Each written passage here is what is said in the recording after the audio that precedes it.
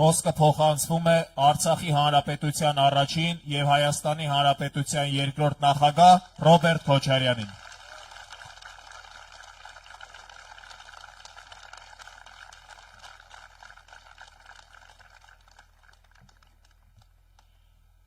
Շնորհակալություն։ Հարգելի հայրենակիցներ, շնորհավորում եմ Հանրապետության տոնի արդիվ։ Սարտարապատը մեր պատմության պարզապես հերոսական էջը չէ։ Սարտարապատը հիշեցնում է, թե ինչ է կարող անել հայ ժողովուրդը, երբ վտանգված է պետականությունը եւ երբ միասնական է։ 108 տարի առաջ մեր ժողովուրդը կանգնեց ընտրության առաջ եւ ընտրեց պայքարը, ընտրեց պետությունը։ Այսօր իրավիճակն այլ է, բայց վտանգը նույնքան իրական։ Այս տարիներին Հայաստանը թուլացել է, Հայաստանին թուլացրել են եւ թուլացել է ներսից, պարակտվել է, հոգնել է ստից, ատելությունից, անպատասխանատվությունից։ Մարդիկ հոգնել են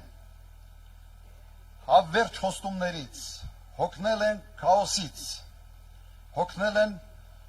պարտություններից։ Ես դա շատ լավ հասկանում եմ, բոլորս ենք հոգնել։ Բայց կա մի ճշմարտություն, պետությունը չի պահպանվում ինքն իրենով։ Պետությունը պահում են մարդիկ, իրենց կամքով, իրենց պատասխանատվությամբ, իրենց որոշմամբ։ Հունիսի 7-ը ընտրությունը սովորական չէ, կամ հերթական ընտրության օր չէ։ Սա ընտրություն է հետևյալի մասին, կկարողանանք նույն պատասխանատվությամբ պահպանել մեր պետականությունը։ Թե թույլ կտանք վերջնականապես քայքայել այն։ Այսօր մեզանից ոչ ոք զոհության չի պահանջում զոհություն, ինչպես 108 տարի առաջ է եղել։ Մեզանից պահանջվում է ընդամենը մեկ բան՝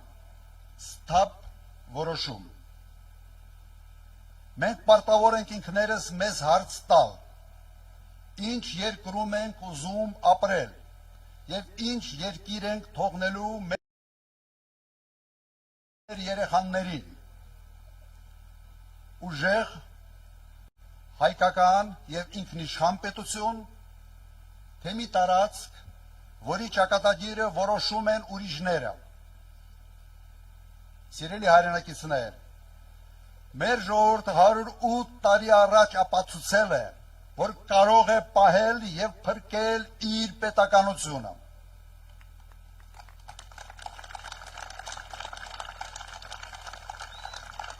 Վստահ եմ կկարողանա նաեւ հիմա։ Հայաստանը պետք է մնա հայկական, մեր սերունդների համար, մեր ժողովուրդների համար, մեզ համար,